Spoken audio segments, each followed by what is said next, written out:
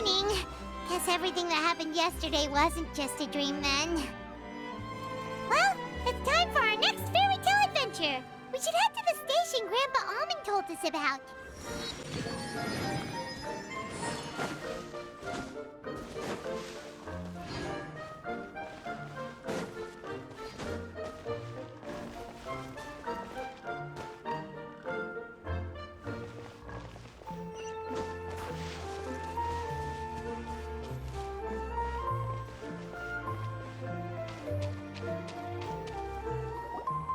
Get up, said Jewel. Time to get to work, you lazy bones. I can't remember how to call the train. Just let me sleep a little longer, and I'm sure I'll remember. Don't try to pull one over on me, young man. Your fading disorder has been cured. I saw you chugging cup after cup of magic tonic in the tavern last night. You must be mistaken, Grandpa Almond. That guy definitely wasn't me. Oh, you remember my name now, do you? Then it seems like you're all better. You had no idea who I was when you were fading. Now, enough of your nonsense. Get up. The fairy and her friends are going to be here any second. All right, I'm up. The Maritime Express should be here soon. That's more like it. Lie there any longer and you'll start gathering dust. Is everything okay?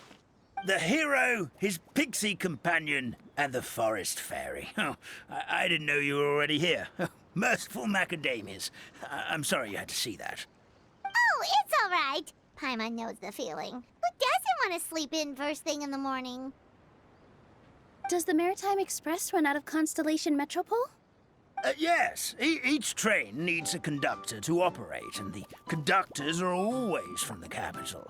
The more difficult maneuvers are a little too complicated when you're made of paper. Oh, so you mean the people of Constellation Metropole aren't origami animals like you? Well, the city welcomes visitors from all over the world, so you're bound to run into some forest dwellers there. But yes, generally speaking, the residents of Constellation Metropole look quite different from us. You'll see for yourself soon enough. Here comes the train.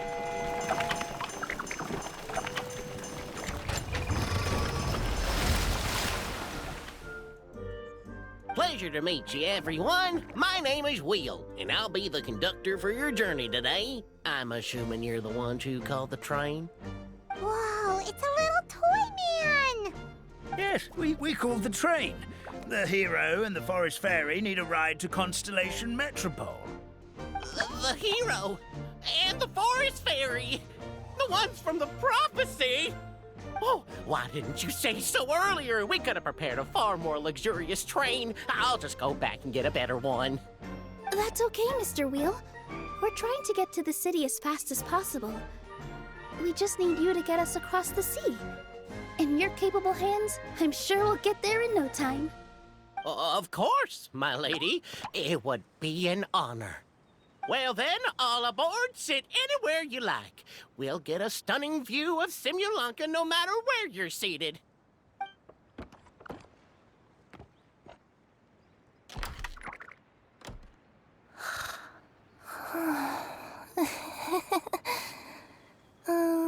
Breakfast. Did one of you just say something? Wasn't me either. Breakfast. Oh, come back. Sounds like the voice is coming from inside the train.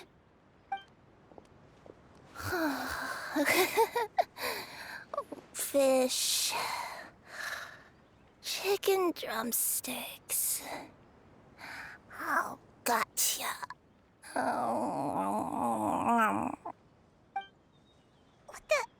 What's Kirara doing here?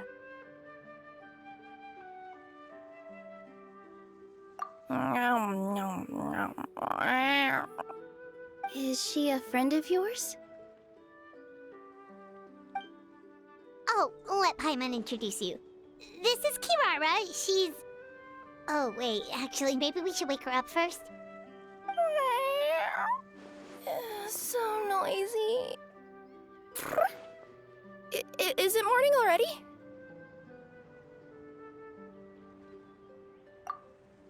Oh, morning. Huh? Huh? Traveler! Paimon! It's you? Which means... Oh, thank goodness. It was all a dream after all. Oh, gotta hand it to my imagination. It all felt super real. There were these toy people, but they were alive and they could talk. Madam, sleeping overnight in the train car is prohibited.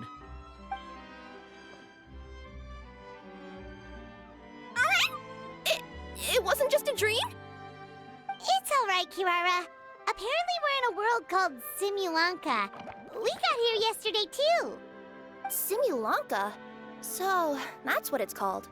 I spent all day yesterday wandering around this one city. The toy people called it Constellation Metropole. I was trying to find a way to get back home.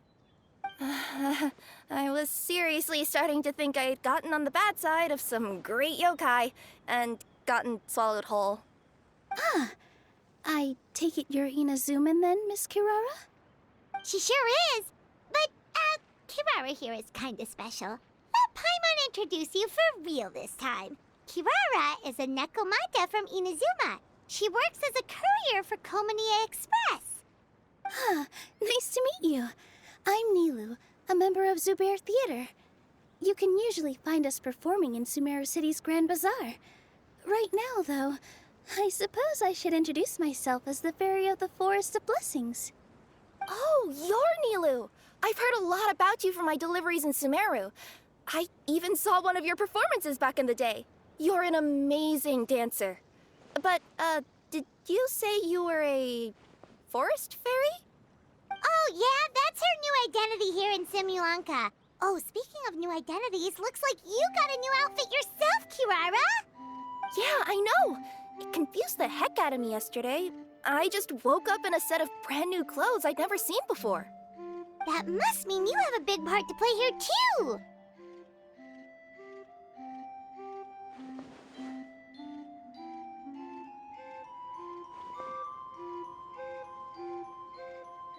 I think Miss Lynette would be better suited to that role, being a magician and all.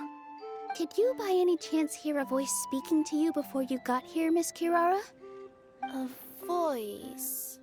Oh, yeah, I did hear something, but I was so freaked out my tails got all tangled, so I, didn't catch much of what was said.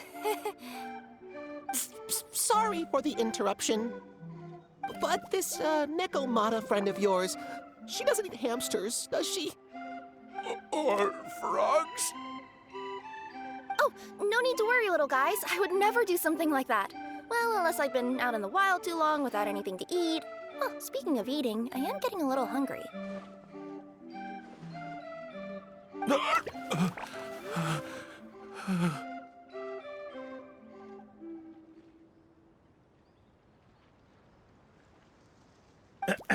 Where are your manners, everyone? This young lady is a trusted friend of our esteemed hero. Now, I know a fear of felines is etched into us with ink, but I'm certain Miss Nekomata in boots here means us no harm. It sure looks like you're keeping your distance, though, Grandpa Almond. You will have nothing to fear, I promise. I met some origami animals in Constellation Metropole yesterday, and I even made sure to retract my claws so I didn't hurt them by accident. Plus, you all look just about as tasty as the cardboard boxes I deliver. Not that I'd try to eat you even if you did look tasty. Promise. Please excuse us, Mom. It's just an unconscious reaction. Dear passengers, it's almost time for us to depart. Oh, yeah, that. Whoops. This turned into a pretty long conversation, didn't it? All right, let's get on the train. You coming with us, Kirara? Mm-hmm. I'll ride with you to the next stop. There's a place near the Metropole that caught my eye yesterday, so I want to go explore it today. Then all that remains for me to say is on behalf of the Forest of Blessings, thank you once again for all you've done for us. May the Goddess of Fate be with you and bless your journey, Madam Fairy, Miss Necomata in boots, and our brave heroes. Please do visit us in the Forest of Blessings again, once peace has returned to this land. We will. We'll definitely meet again. Take care, Grandpa Almond.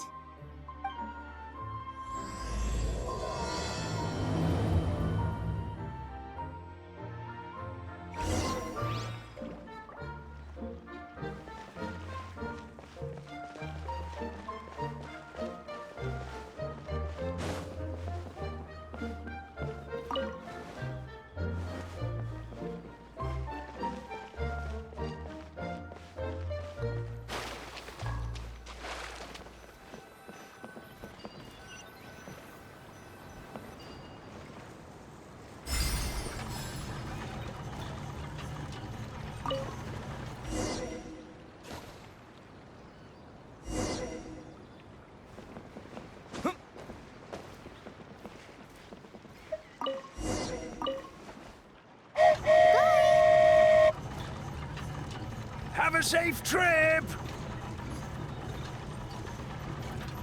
Wow, a train ride over the sea? What an incredible view! Please keep your head and arms inside the train at all times. We don't want anyone falling into the sea.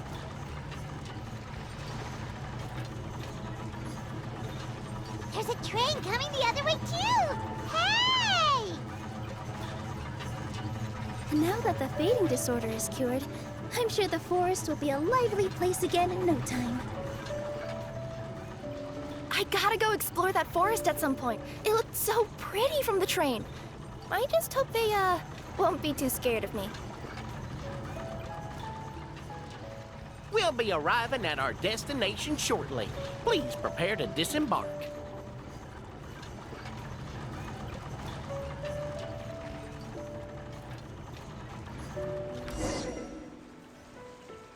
Here we are! Constellation Metropole is right over there.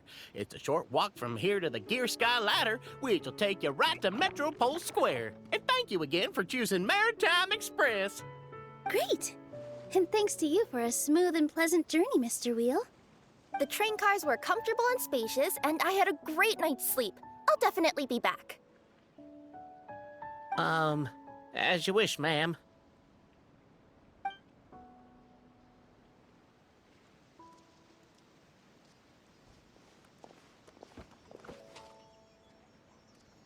Where should we go next?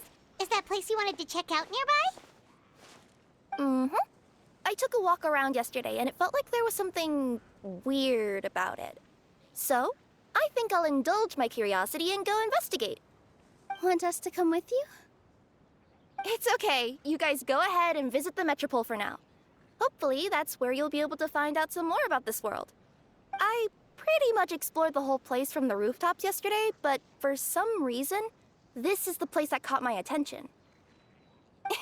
You know what I mean, right? Like, when you get a stone stuck in your claw or something, it keeps nagging at you to dig it out, but you can't focus on anything else until you do. Don't worry, if you run into any trouble, I'll be there faster than you can say gold-level courier of the Comania Express. Okay, fair enough. We'll head to the Metropole then. Guess this is where we say bye for now. Don't worry about me. Let's not forget, I'm a yokai.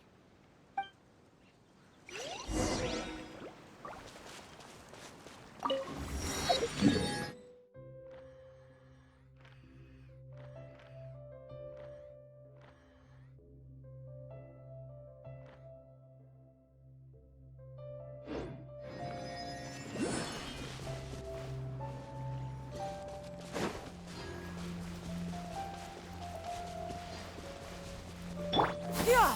Skyward!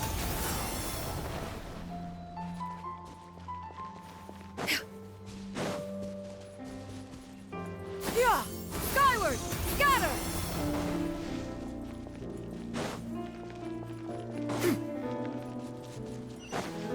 Yeah! Scatter!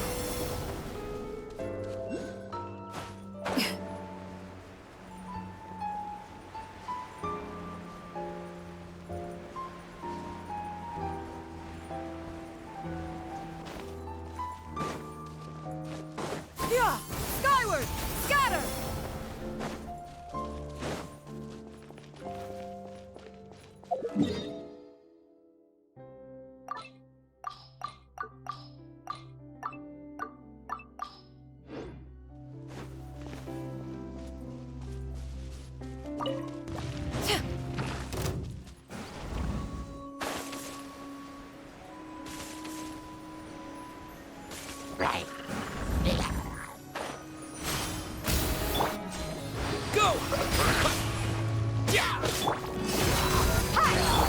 Into the shadows.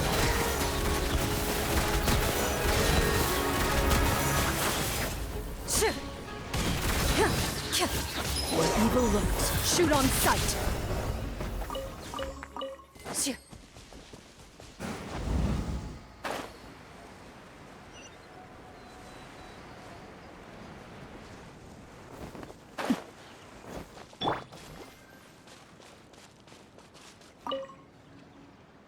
Hey, are you guys already finished with everything in the Metropole? No need to prioritize me. There's just this place I really want to go check out. Feel free to get back to me once you've got everything sorted out. Great! Then let's go! I've delivered packages all over, but I've never seen a mysterious fairy tale world like this before. Looks like nobody has gotten around to repairing this house yet. Ugh, even I wouldn't dare to sleep in there. It might suddenly collapse in on you.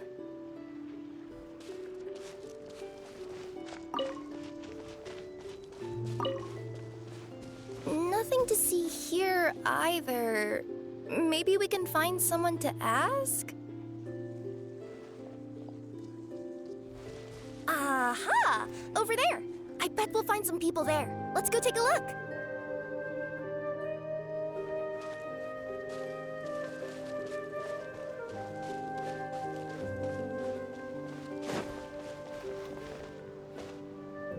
Uh-huh. I was sure there'd be people here.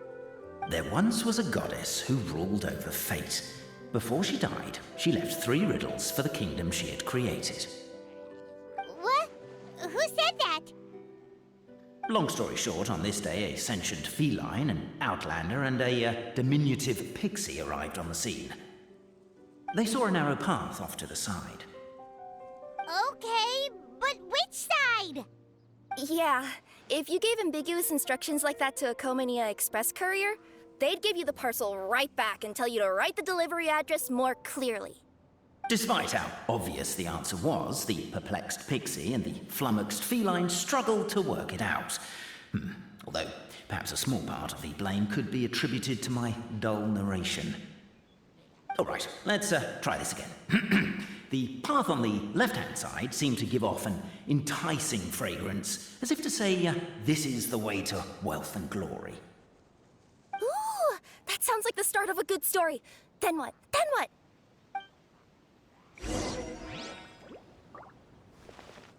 At the end of the path, the motley crew would soon spot a secret stone room. A prophecy had once foretold of a Marquis who shall one day venture inside, and thus it is named the future Marquis's abode. Are you sure you don't want to hear the rest? I'll keep this brief. Firstly, the place ahead of you is a secret room whose purpose, per the legends, is to await the arrival of a certain Marquis. For that reason, it's called the future Marquis's abode to be. Secondly, when you get inside, don't sit on the chair in the center, or bad things will happen. There, that's all. Off you go. So many summers, winters, springs, and falls, and now at last a hero hither strides. This realm knows not what lies beyond its walls. Its secrets mystify the world outside. Wait, new voices. Who are they?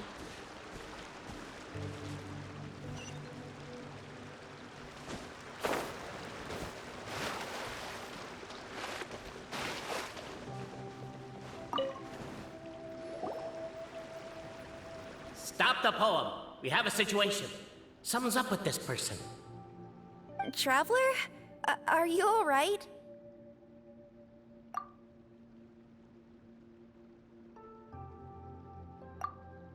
Come on, you can do it! This can't be how our story ends!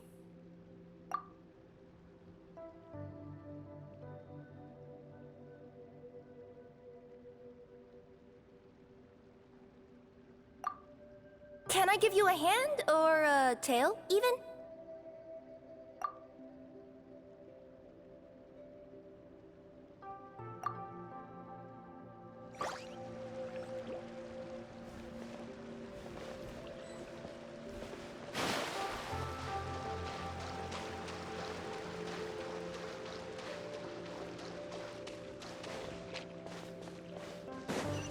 With wood and earthenware strewn all around, the demon feline's fury can't be quelled. Reducing them to rubble on the ground, she finds the vessel's vacant save for... air? She finds long gone the gems that once they held. Are they describing how we broke the boxes and jars? Who are you calling demon feline?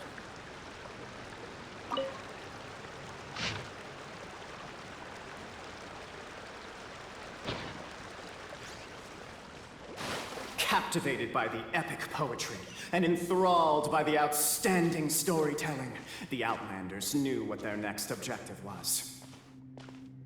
Namely, to remove the clockwork key from the raised platform up ahead. Cafe, I just realized you said we all had to speak like bards, but every time you open up your mouth, I don't hear any rhymes. Yeah, I noticed that too. It's one standard for us and another for you. That's not fair, Cape. Strong as stone, firm as steel, the Outlander pulls, but it does not yield. This has happened many times before, but this time is different. A thought enters the Outlander's mind. Attack! Attack! First weaken the structure, then seize the treasure!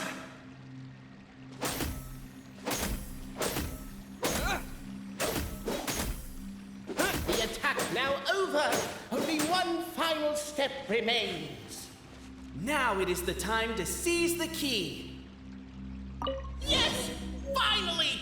Come on, move your butts! And your lights, assuming they're still in working order. It's showtime! No hard feelings about your lack of poetic contributions? Oh, let it go!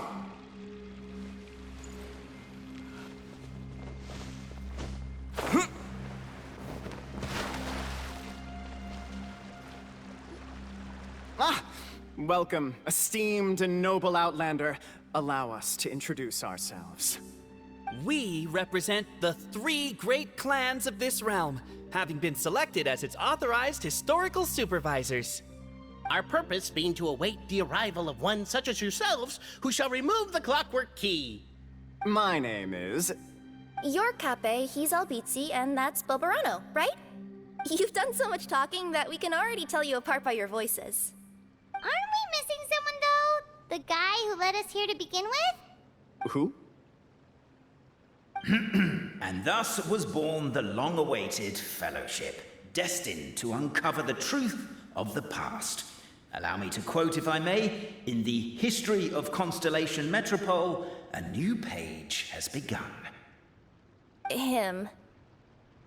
Well, there's no fourth person, so which of you is the ventriloquist? Come on, out with it. We've never heard that voice before, but he sounds like he'd be good at reading bedtime stories to children.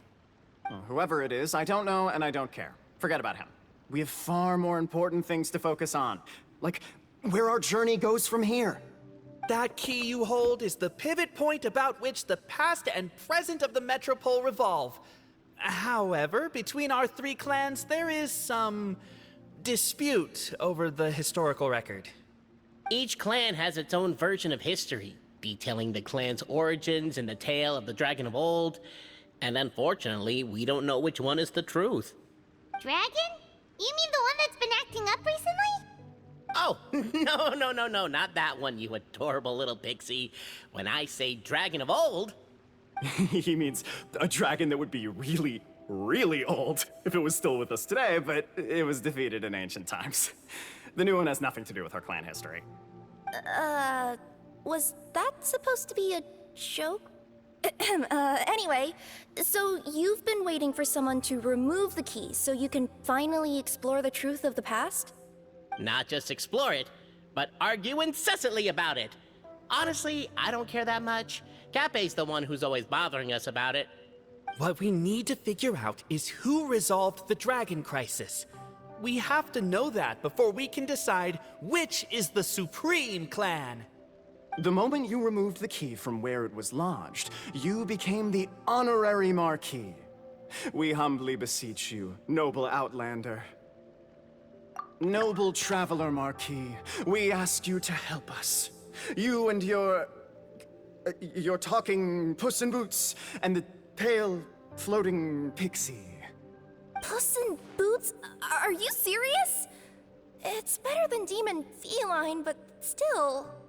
Embrace it, my friend, embrace it. Most cats don't wear boots or speak, do they? I'm not even a cat, I'm a Nekomata. Now that you know the word, I expect you to use it. Please allow me to lead you all to a sacred memorial site. It will be much easier to explain what needs to be done once we are there.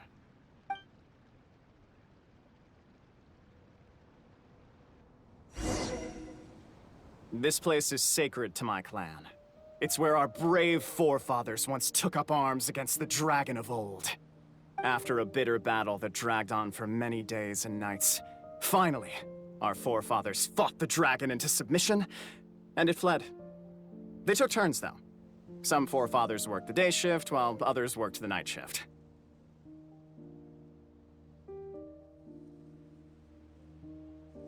So they say. It's just a legend, though. Wait a second? Did I just hear you admit that your clan's history is just a legend? History, legend, who cares? My clan was definitely courageous, that's the point. That's the truth. And isn't the truth what we've all been arguing about non-stop for all these years? Cape's words gave the traveler food for thought. Could it be that the truth in a fictional world is equivalent to fiction in the real world?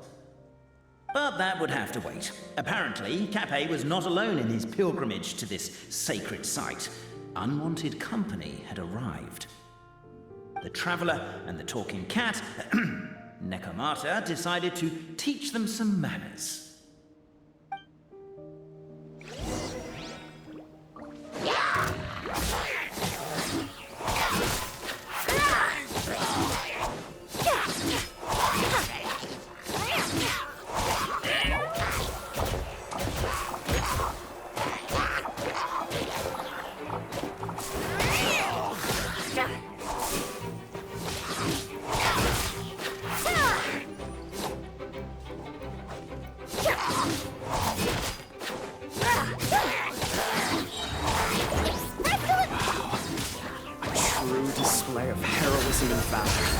It was as if the spirits of my ancestors were fighting through them. Could be wrong, but maybe the Traveler Marquis is a lot more powerful than your ancestors. Technically, by saying that, aren't you implicitly acknowledging that my clan's history is, in fact, true?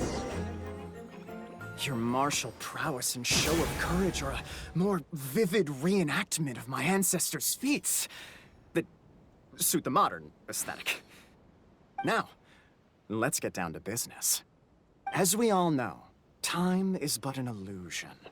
Time may flow line by line, page by page, or frame by frame, but usually it flows in the form of springs and gears. And that clockwork key you have in your hand can turn back time and make the past reappear. Well, actually, my view is that the illusion of time is more of a problem of consciousness. Gears power the body, while the body is the vessel of the conscious mind. But the mind cannot understand the dimension of time, so we experience instead an endless continuum of moments as the pinion of now turns along the rack of ages. I'm getting flashbacks to when I was delivering packages to the Sumeru Academia. A teacher once asked Albizzi what his greatest fear was, and he replied, dragons. Boberano was asked the same question. He replied, time, and repeated the argument we just heard. The teacher then turned to Cape and posed the same question. He replied, Bobarano. The manuscript that tells the truth of the historical record, the blueprint to all of creation, the work of the great mage themselves. It can be found at the beginning of the Girak, and on the very first page of the book. Paimon didn't follow all that, but basically, you're just saying that we need to put the key in and turn it all the way back? Exactly. It is said that in the beginning, the goddess of creation took the goddess of fate's manuscript as a blueprint, placed it under the goddess of prophecy's starry realm, and generated the world from a few magic arrays. So in a few moments, when the great clockwork key turns the local time here back to the very beginning, we will restore the magic arrays back to their original configurations. Hold on, isn't stealing part of the blueprint of creation a little dangerous? Also, how are we supposed to know the original configurations of the magic arrays? Well, the general shapes of the configurations have been passed down over the ages. They now form the family crests of each of our clans. So you'll just need to reference my family crest and join the dots accordingly.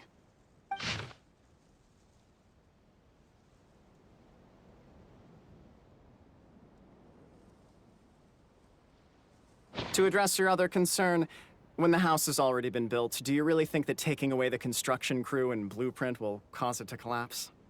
The Traveller Marquis prepares to insert the great clockwork key into the nearby keyhole.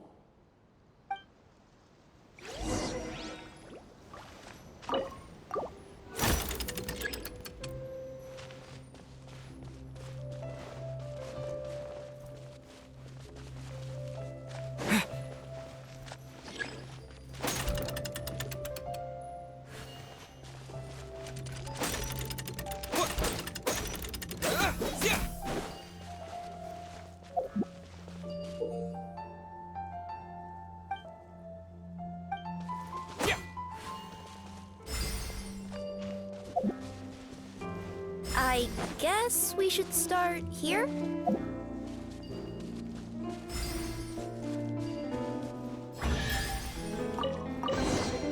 A reward on the... Behold, the sacred writings that record the truth of...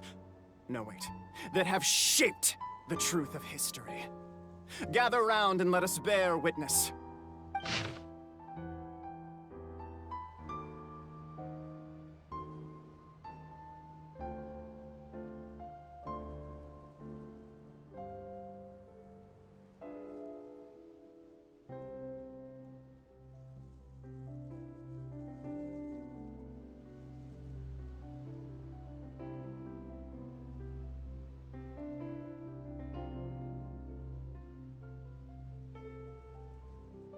Feast your eyes, rejoice, and cheer, for this is the unquestionable truth.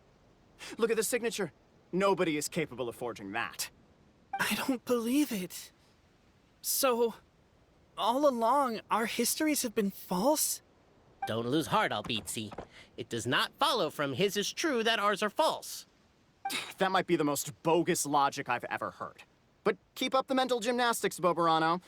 I've been waiting for that look of jealousy on your face my whole life, and I'm gonna savor it.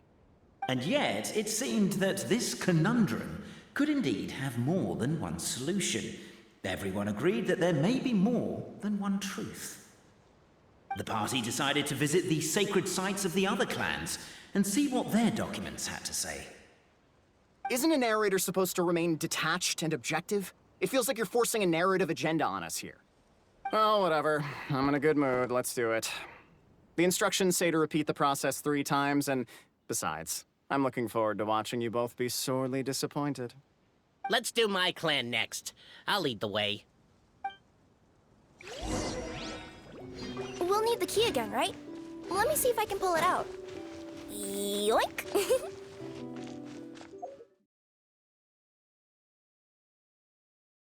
The blueprint of creation a little